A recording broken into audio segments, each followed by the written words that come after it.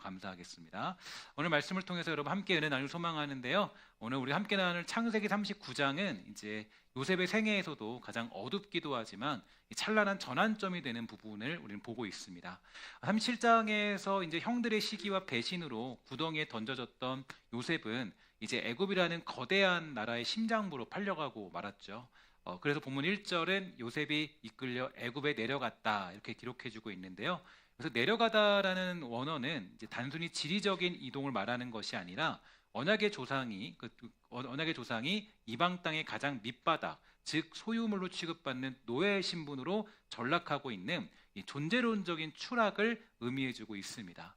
특히 요셉을 산 주인 보디발은 바로 왕의 내간이자 친위 대장으로 알려진 인물이었는데요. 근데 이 사람의 이름을 잘 보니까 이 보디발이라고 하는데 이 보디발의 이름이 뭔가 보면은 태양신이 주신 자다 이런 뜻을 가지고 있는 사람이죠.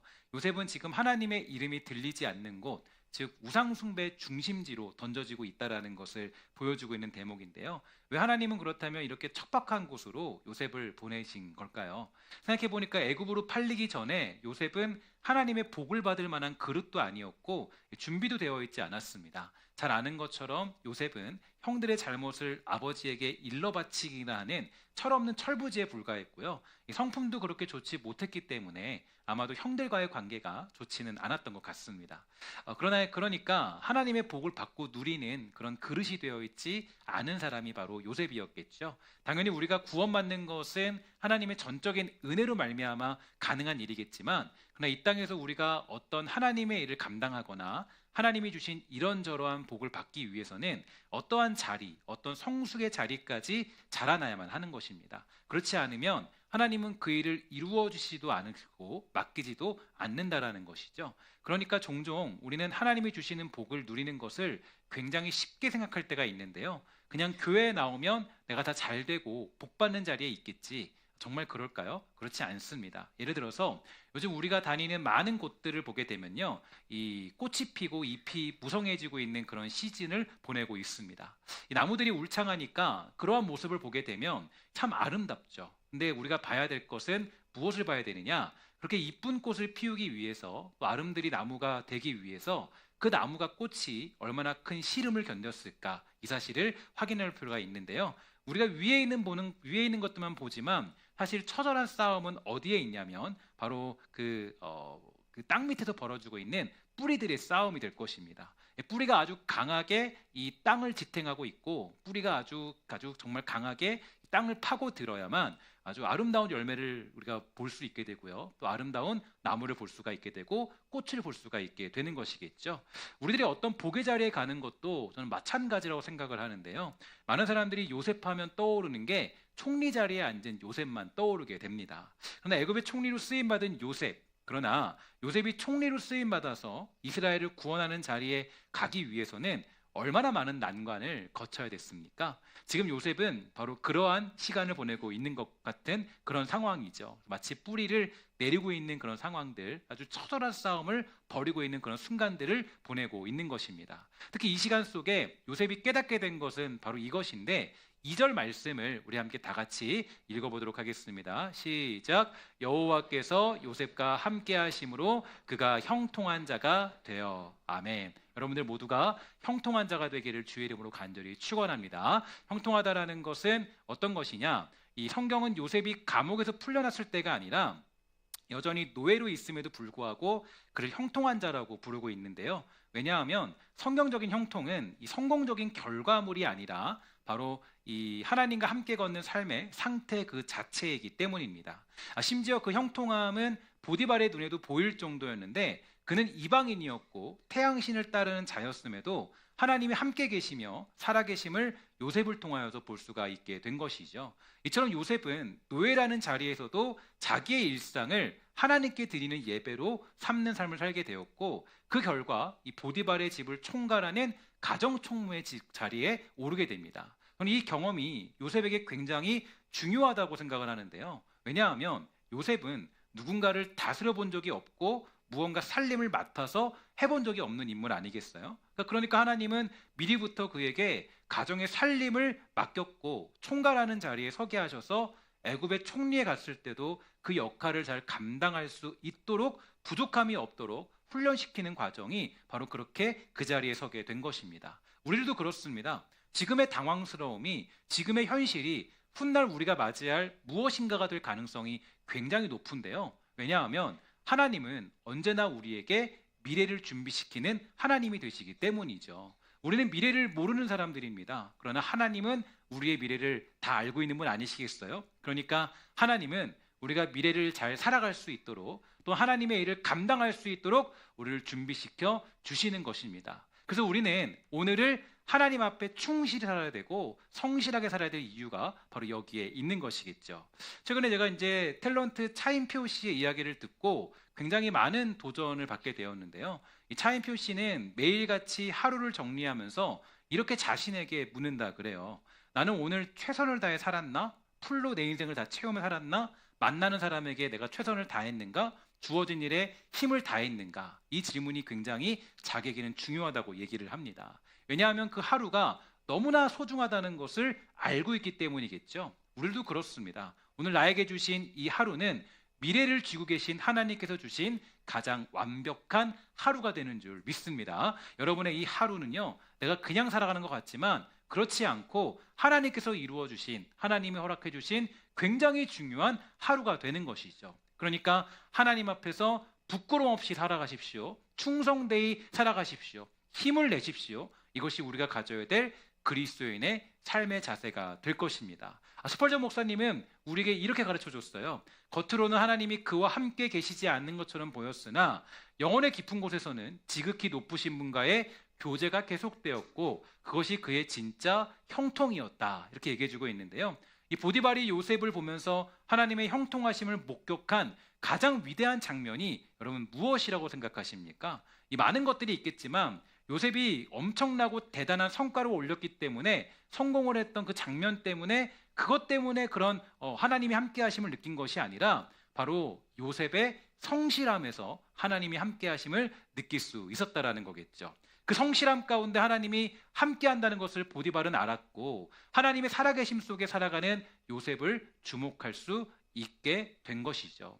오늘 이러한 요셉의 모습처럼 저와 여러분, 또 우리 모두가 하나님 앞에, 세상 앞에, 사람 앞에 성실하게 살아가는 그런 성실함이 저와 여러분 우리 모두에게 있게 되기를 주의 이름으로 간절히 축원합니다. 세상 사람이 몰라줘도요, 옆에 있는 사람이 몰라줘도요, 자녀도 몰라줘도, 부모도 몰라줘도요, 우리 하나님은 여러분이 어떻게 살아가는지를 너무나 잘 아신다라는 거죠. 그러니까 여러분, 사람에게 잘 보이려고 하지 마십시오. 저도 보니까요, 사람에게 잘 보이려고 하면 그때부터는 뭔가가 다 꼬이더라고요. 그러니까 우리 그리스도인들은 언제나 사람한테 잘 보이는 것이 아니라 누구한테 잘 보여야 되는 거예요?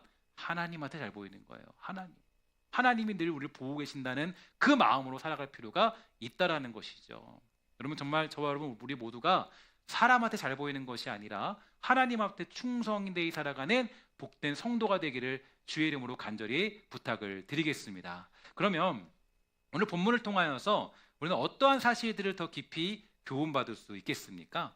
첫 번째로 요셉은 거룩함으로 코람데오의 신앙을 증명한 그런 삶이었습니다.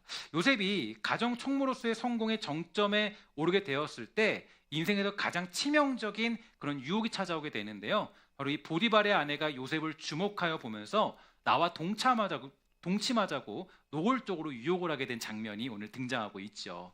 그녀의 유혹은 단 한 번이 아니었고 10절에 보니까 그녀가 날마다 요셉에게 쫄랐다 기록해주고 있어요. 그러면 요셉이 이 거대한 유혹을 이겨낼 수 있던 비결은 과연 어떤 것일까요? 우리 본문 8절과 9절을 우리 함께 다 같이 읽어보도록 하겠습니다. 시작. 요셉이 거절하며 자기 주인의 아내에게 이르되 내 주인이 집안으로 모든 소유를 간섭하지 아니하고 다 내 손에 위탁하였으니 이 집에는 나보다 큰 이가 없으며 주인이 아무것도 당신은 그의 아내임이라. 그런즉 내가 어찌 이 큰 악을 행하여 하나님께 죄를 지으리이까. 아멘. 여기서 보면 요셉이 거절하라고 할 때 단어의 내용은요, 단순히 싫다고 말하는 수준이 아니었고요, 자기의 온 의지를 다해서 완강하게 거부하다는 뜻을 가지고 있는 것이죠. 다시 말해서 요셉은 유혹의 대상과 나란히 있지도 않았고 죄의 근처에는 얼쩡거리지도 않았다라는 의미를 담고 있는데, 특히 그가 이 죄를 이길 수 있던 방법은 죄와 싸워서 이기려는 것이 아니었던 것입니다. 굉장히 저는 이게 중요한 지혜라고 생각하는데, 죄로부터 도망치는 지혜를 선택했다라는 거예요. 우리도 그렇죠. 우리를 무너뜨리는 죄악은 매일매일입니다. 순간순간마다 우리를 무너뜨리려고 하고 우리를 죄로 유혹하고 수많은 것들이 우리를 공격하게 되죠. 하루도 이 죄는 멈출 날이 없어요. 늘 우리를 공격하고 유혹하고 넘어뜨리려 해요. 근데 그때 우리가 할 일은 뭐냐면, 죄와 싸워서 이기는 것도 중요하겠지만 지혜 가운데 어떤 게 필요하냐? 그 죄와 멀어지는 것도 굉장히 좋은 방법이라는 거예요.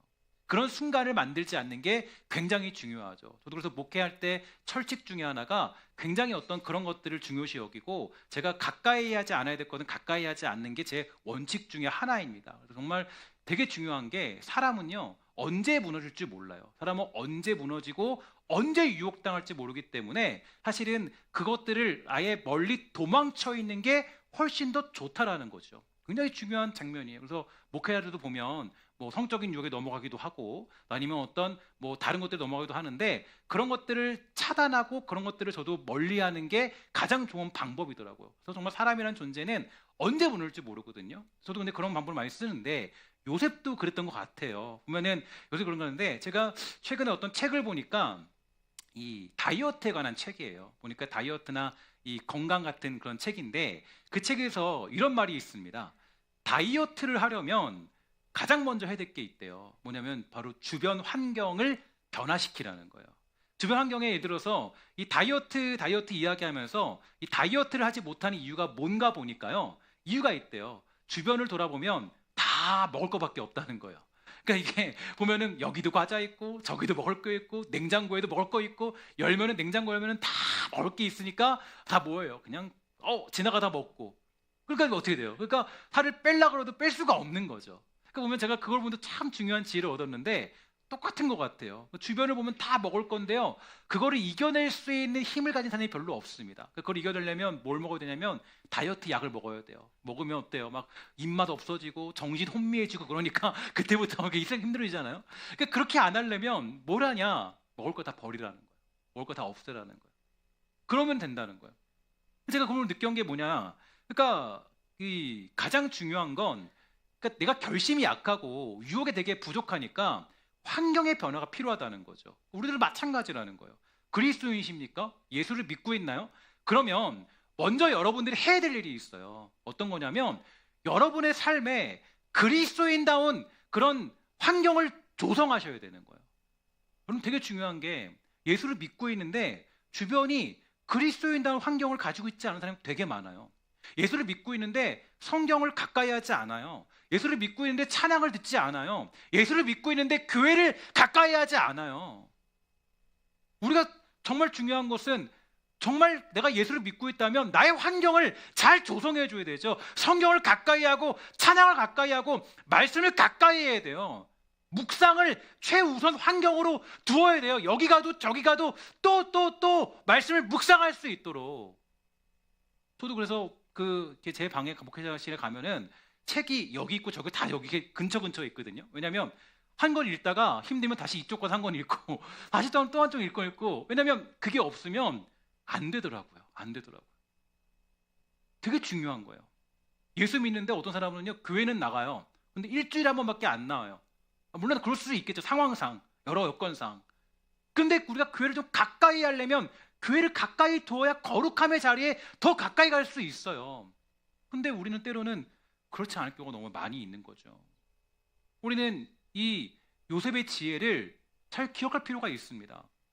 여러분, 소위 말해서 뒷담화하기 좋아하는 사람들은 결국 말하는 걸 좋아하는 사람과 함께 있게 되는 거예요. 거친 말을 쓰는 사람들은요, 결국 거친 말을 쓰는 사람과 함께 있는 거예요. 여러분, 술 잘 먹는 사람들 있잖아요. 그 주변에 누가 있습니까? 술 친구들이 반드시 있죠. 황새도 있어요. 근데 보세요. 다니엘과 친구들 보세요. 걔나 똑같죠, 그죠? 다 그냥 그 말씀 묵상에 완전히 그냥 빠져있는 사람들, 하나님 앞에 딱 하는 사람들. 신실한 사람 옆에는 신실한 사람이 있는 거예요. 이게 환경이 중요하거든요. 근데 제가 보니까요, 많은 사람들이 문제가 뭐냐면 은혜를 받아요. 그러니까 교회에서 은혜를 받아요. 이렇게 살아야겠다. 살아야겠다. 근데 나가면요, 문제가 뭐냐면 환경이 안 바뀌어 있어요. 환경이 그대로예요. 환경이 그대로니까 다시 유혹에 빠지는 거예요. 다시 거기 끌려가는 거예요. 근데 제가 보니까 요셉을 보니까요, 굉장히 중요한 것은 어떤 거냐 보면 요셉은 그 죄된 환경을 멀리 도망쳤습니다.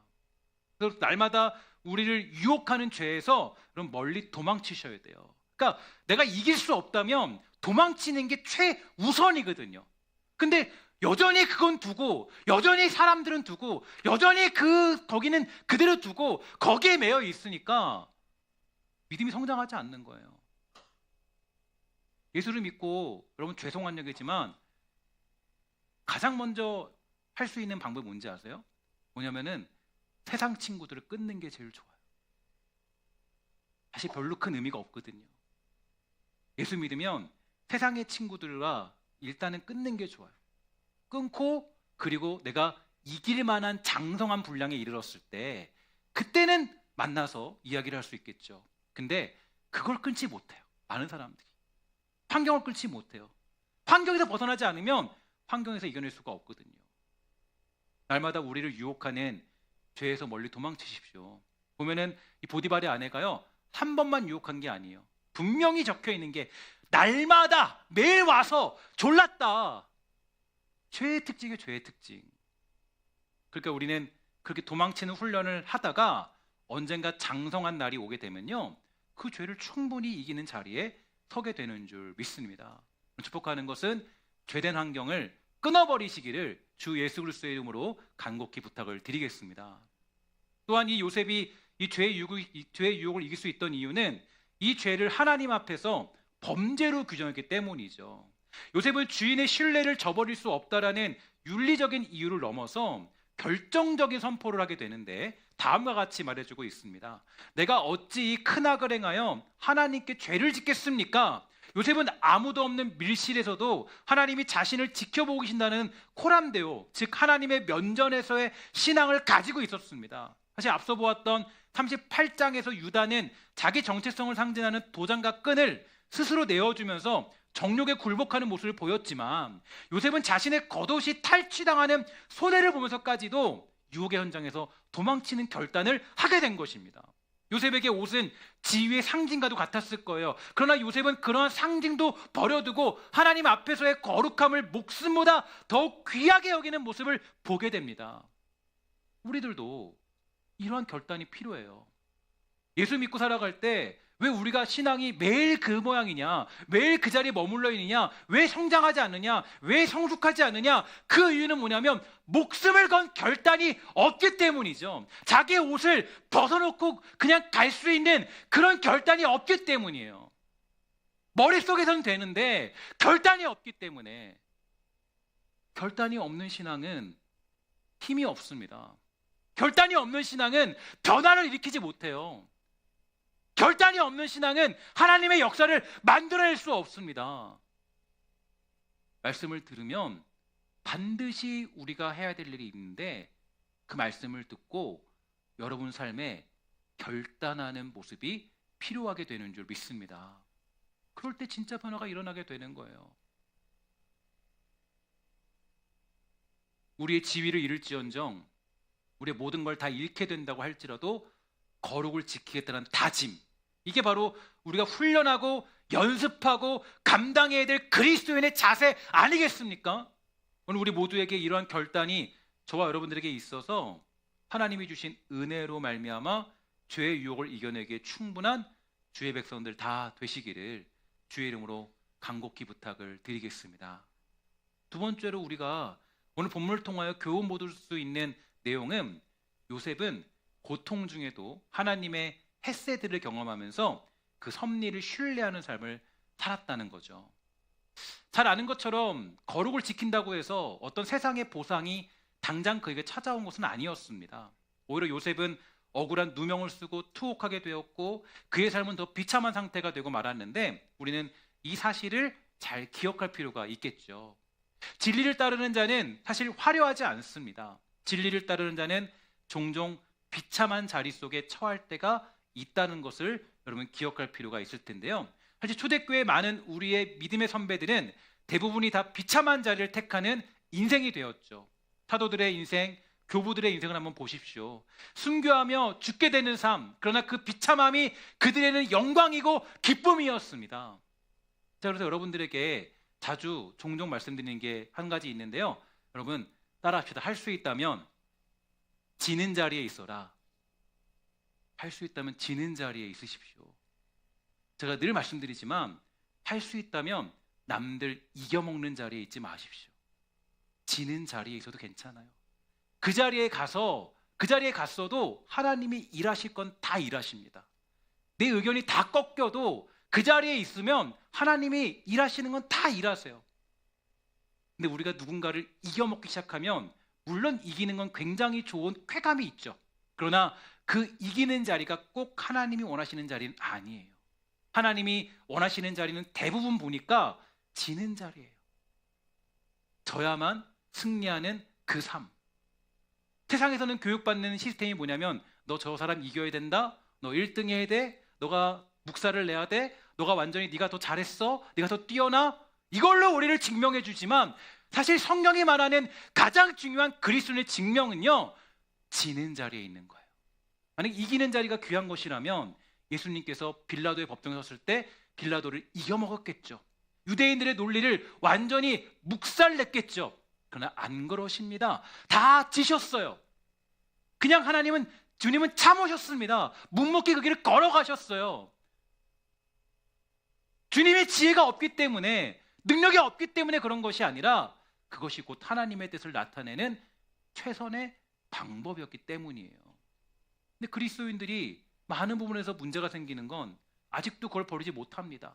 우리의 욕망은 누군가를 이겨야 우리는 힘이 나죠.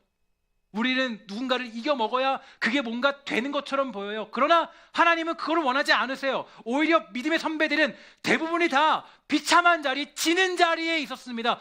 잘 보십시오. 그런데 하나님의 역사가 일어났는지 안 일어났는지. 요셉은 억울한 누명을 썼습니다. 변호하면서 나 안 그랬어요. 저는 문제 없습니다. 자 보세요. 제가 어디 그런 사람입니까? 충분히 말할 수 있었고 변호할 수 있었어요. 요셉은 그렇지 않죠. 그냥 끌려갑니다. 한마디도 하지 않고. 이게 참 힘든 거거든요. 얼마나 힘들까요? 저도 이런 상황이 오게 되면 얼마나 힘들까? 어떻게 해야 될까? 억울한 일을 당했을 때 그거를 증명하는 게 좋은 것인가? 아니면 하나님의 뜻을 믿고 그냥 그 자리에 걸어가는 게 좋은 것인가? 사실 성경적인 방법은 거기에 있게 되죠.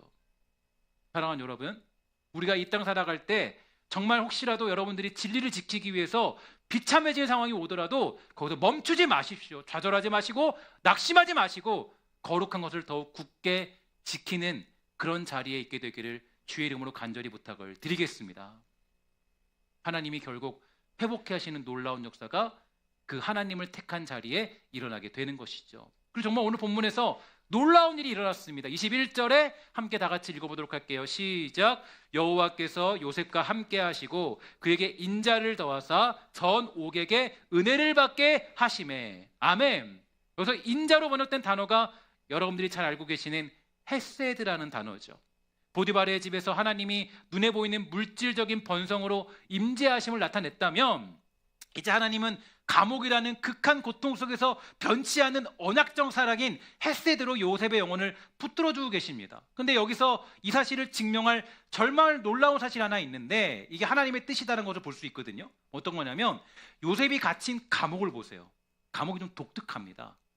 여기에 어떤 지형이 나타나는 건 아니지만 이 요셉이 앞으로 갇혀서 있게 되는 감옥이 독특한 것은 감옥의 쓰임새가 좀 달라요.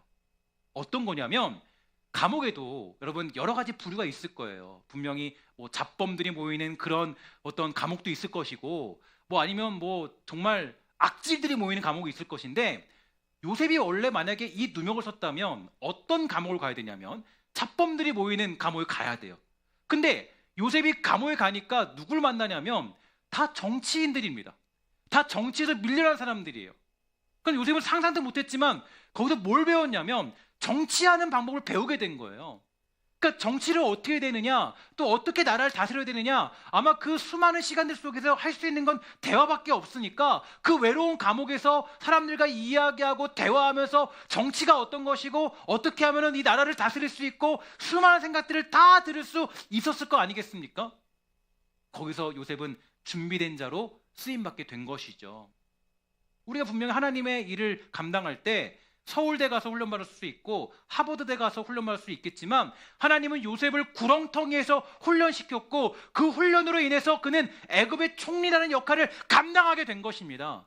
심지어 요셉은요, 감옥에서도 옥에 있는 모든 사람들의 신임을 얻게 되어서 재반 사무를 맡으면서 장차 한 나라를 다스릴 행정적 실무까지 익히게 됩니다. 이처럼 하나님의 인도하시면은요 아무런 문제가 없어요. 우리는 이 길이 꼭 망하는 것처럼 보이고 탈출구가 없는 것처럼 보이지만 하나님은 다 길을 마련해 주시고 가장 선한 길로 우리를 인도하시는 완벽한 우리 하나님 되시는 줄 믿습니다. 서울대를 가야 꼭 쓰임받는 게 아니에요. 대단한 사업가가 되어야 하나님께 쓰임받는 것이 아닙니다. 엄청난 정치인이 되어야 큰일을 하는 것도 아니겠죠. 따라합시다. 하나님이 쓰시고자 하면 쓰신다. 믿으십니까? 이게 우리가 갖는 믿음이에요. 몸이 아파도 하나님 저를 사용해 주세요. 내가 지금 유약해도 나를 사랑해 주세요. 내가 나이가 들었어도 하나님 난 사용될 준비가 되어 있습니다. 하나님 내가 지금 돈이 많이 없어도 내가 쓰일 준비가 되어 있습니다. 환경이 좋지 않아도 하나님이 사용하신다면 나는 충분히 하나님께 쓰임받을 각오가 되어 있습니다. 이런 사람이 하나님께 쓰임받게 되는 줄 믿습니다. 근데 어떤 사람들은 맨날 이 얘기해요. 어떤 얘기하면 제가요 돈 잘 벌면 하나님 섬길게요. 건강해지면 주님 섬길게요. 내가 뭐 좀 환경이 좋으면 하나님 섬길게요. 그런 사람들은 하나님 앞에 섬기는 것 못 봤어요. 잘, 그죠? 사업이 잘 돼도요, 사업이 좀 잘 되잖아요? 그러면 또 이렇게 얘기해요. 사업 더 잘 되면 섬길게요. 몸이 좀 건강해지잖아요? 그러면 제가 그때 왼팔이 아팠는데 이제는 여기 허벅지가 아프니까 내가 이제 허벅지 나면 섬길게요. 안 돼요. 쓰임 많은 사람은 누구냐면, 제가 지금 힘이 없어요. 하나님 저 이 병상에서도 하나님 저 사용해 주세요. 내가 하나님 지금 가진 거 없어요. 돈 없지만 저를 통해서 하나님 사용해 주세요. 그럼 하나님이 사용할 수 있는 충분한 조건과 여건을 허락해 주시는 우리 하나님 아니겠습니까? 하나님 믿으신다면 우리는 하나님을 믿고 주의 일을 감당하는 것이지 여러분의 능력과 힘으로 우리는 주의 일을 감당하는 것이 아닙니다. 하나님은 하나님이 일하시는 우리 하나님이시고 그것이 우리가 믿고 있는 자랑 아니겠습니까? 그리스도인의 명예와 위대함을 인간에게 국한시키지 마십시오. 하나님이 하시는 거, 그 일에 내가 도구로 쓰임받을 수 있다면 그것으로 만족하며 살아가는 우리 신성의 모든 권속들 다 되시기를 주의 이름으로 간절히 부탁을 드리겠습니다. 지난 수요일에 나누었던 챔버스 목사님의 이야기를 잠깐 말씀을 드리면 이렇게 되어져 있습니다. 우리는 무엇인가 센세이셔널한 큰 기회를 기다렸다가 그것이 오면 내가 여기인이다라고 얼른 대답합니다. 예수님께서 높이 올라가 계실 때는 우리도 빠짐없이 그곳에 자리 잡고 있는데, 여러분 잘 보세요. 그렇지만 별 볼 일 없는 작은 일에 대해서 우리는 아무런 준비가 없습니다. 우리는 그냥 대단한 걸로 하나님을 섬기려고 그래요. 내가 사업 성공하면 주님 섬길게요. 나 이번에 뭐 이거 다 정리되면 주님 섬길게요. 이번에 이 사업 문제만 해결되면 제가 주님 섬길게요. 정말 그 사람이 섬기겠습니까? 작은 일에 내가 정말 아무것도 가진 거 없는데 하나님 앞에 섬겼던 사람이 나중에 섬기는 거예요. 근데 우리는 늘 보면 우리의 욕망으로 하나님을 섬기려고 그래요. 우리의 욕심으로 주님 섬기려고 그래요. 하나님 내가 이게 잘 되면, 기회 되면, 시간 되면, 삶 되면, 내가 돈이 되면, 그거는 하나님 원하시는 게 아니에요. 여러분 다윗이 그랬습니다. 주님, 제가 성전 지어드릴게요. 하나님 뭐라고 그럽니까? 야, 그거 필요 없어. 너 지금 당장 나에게 예배나 잘 드려라. 내가 그걸로 내가 일을 하는 존재지 네가 뭐 한다고 일을 하는 존재니? 그거 아니야. 나는 너가 무엇을 해도, 너가 작은 걸 드려도 그것으로 내가 큰 걸 만들어내는 존재다. 근데 다윗도 자기 욕망에 사로잡혀 있었어요. 대단한 걸로, 엄청난 걸로. 여러분, 하나님 섬기는 것을요, 그렇게 우리 조건적으로 섬기지 마십시오. 우리의 욕망으로 투영시키면 안 됩니다. 하나님은 작은 일부터 우리에게 시작하시죠. 큰 일부터가 아닌 작은 일부터 우리를 준비시키는 분이십니다. 모세가 처음에 애굽의 왕자로 있었지만 이스라엘 백성들을 출애굽시키지 못한 이유가 뭔지 아십니까? 그것은 자기 방식대로 무언가 대단한 것으로 그 일을 이루려고 했기 때문입니다. 그래서 하나님이 모세를 어디로 보내느냐? 광야로 보내시죠. 광야에 가서 훈련받으니까 모세가 알게 된 것은 왕궁과는 다른 현실을 알게 됩니다. 비가 내리는 것과 우박이 내리는 것, 해가 지고 해가 뜨고 하는 모든 것들에 내가 할 수 있는 것 없고 오직 하나님의 질서 안에 살아가는 것이 최선이구나. 작은 것 하나하나를 충실히 살아가는 것, 그게 중요하구나. 40년이 지나자 하나님의 요셉을 불렀고 거기에 응답하는 자가 되었습니다. 하나님이 지금 요셉을 그렇게 훈련시키고 계시죠. 요셉이 그냥 철부지일 때 총리로 만들 수도 있었을 것입니다. 그러나 하나님은 그렇게 하지 않으셨어요. 다 훈련시키시고 다 만드시고 빚으셔서 가장 적절한 자리에 요셉을 세우시는 우리 하나님이 되시는 줄 믿습니다. 그게 하나님의 방법이에요. 지금 요셉은 하나님의 철저한 스케줄에 따라 훈련받고 있습니다. 낮은 자의 자리에서 열심히 배우고 있어요. 채색 옷을 입은 상태가 아니라 낮은 자의 자리에서, 그 자리에서 변화되고 있으며 자신이 꿈꾸었던 꿈의 완성을 연습하고 훈련하고 있어요. 오늘 이해할 수 없는 어떤 자리에 있습니까? 그 자리에서 여러분 원망하지 마시고 하나님의 뜻이 무엇인가 묵상하며 주어진 그 어떠함을 해석할 줄 아는 믿음의 눈이 여러분들과 저에게 있게 되기를 주의 이름으로 간절히 부탁을 드리겠습니다. 지난 주간에 신방을 이렇게 하면서요, 한 신방 받는 분에게 이런 얘기를 나누었어요. 말씀 묵상을 하니까 주어진 삶을 해석할 수 있게 되더라. 나에게 주어진 인생을 말씀 묵상으로 해석할 수 있게 되었다. 무슨 얘기냐면 매일매일 묵상을 하면 그 매일 속에 역사하시는 하나님의 뜻이 뭔지를 알 수 있게 된다는 것입니다. 우리가 하나님의 뜻을 이해하지 못하는 이유는 뭐냐면 사실 하나님이 알려주신 말씀을 깊이 묵상하지 않기 때문이에요. 지난 주간에 그런 것들을 많이 경험했는데 뭐냐면 하나님 말씀이 매일같이 주어지잖아요. 그 말씀을 매일 묵상하면 하나님이 오늘 하루를 해석할 수 있는 능력을 허락해 주시더라고요. 그러나 중요한 것은 내가 그 묵상을 해도 제대로 된 방법이 아니면 자기 마음대로 묵상하기 때문에 해석이 안 될 때도 있겠지만 제대로 묵상할 줄 아면 주어진 매일매일을 깊이 해석할 수 있게 됩니다. 그리고 막힘없이 주어진 인생을 살아갈 수가 있게 되죠. 여러분, 말씀 묵상하는 것을 게으르게 하지 마십시오. 멈추지 마십시오. 제가 요즘에 교리를 강조하는 것은요, 묵상이 이제 필요 없다는 것이 아닙니다. 저에게 주어진 시간과 스케줄 가운데 제가 감당해낼 자리 속에서 강조하는 것이지, 말씀 묵상은 사실 제가 보니까요, 성도의 기본이에요. 말씀을 묵상하지 않으면 하루를 해석할 수 있는 능력을 가지기 어렵습니다. 가질 수 없어요. 그러니까 예수를 믿어도 그리스도인이 되어도 말씀을 가까이 하지 않으니까 매일같이 혼동스러운 거예요. 매일같이 어지러운 거예요. 왜 이런 일이 벌어졌지? 왜 나에게 이런 상황이 주어졌지? 말씀을 매일같이 묵상해 보세요. 바쁜 중에도 묵상해 보세요. 10분만 딱 투자해서 하나님 말씀을 깊이 묵상해 보세요.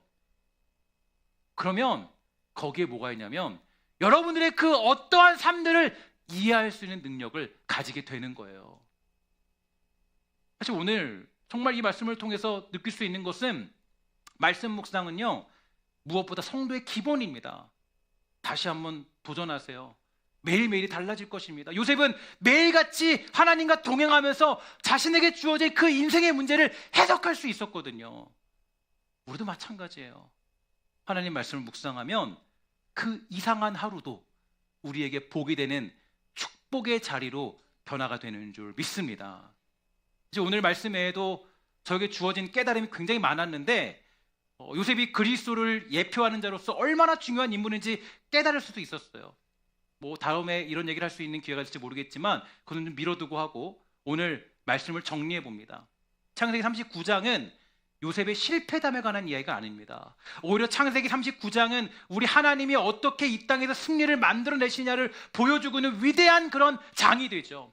악한 세력은 요셉을 끌어내린 것 같았지만 결국 승리는 우리 하나님이라는 사실을 성경은 충분하게 증거해주고 있습니다. 그 모든 악한 의도와 부당한 세력들과 상황들을 통해서도 합력하여 선을 이루시는 우리 하나님이 일하심에는 단 한치의 오차도 없음을 믿으시기를 주의 이름으로 간절히 부탁을 드리겠습니다. 요셉이 팔려간 것도 보디발의 집으로 간 것도 왕실 감옥에 갇힌 억울함도 모든 것이 하나님의 은혜요 이끄심입니다.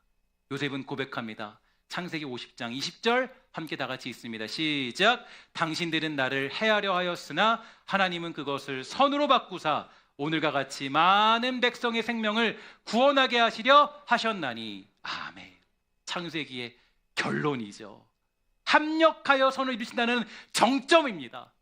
합력한다라는 것은 우리의 악함마저도 다 하나님이 사용하셔서 하나님이 자기 뜻을 이루어내신다라는 뜻을 가지고 있어요.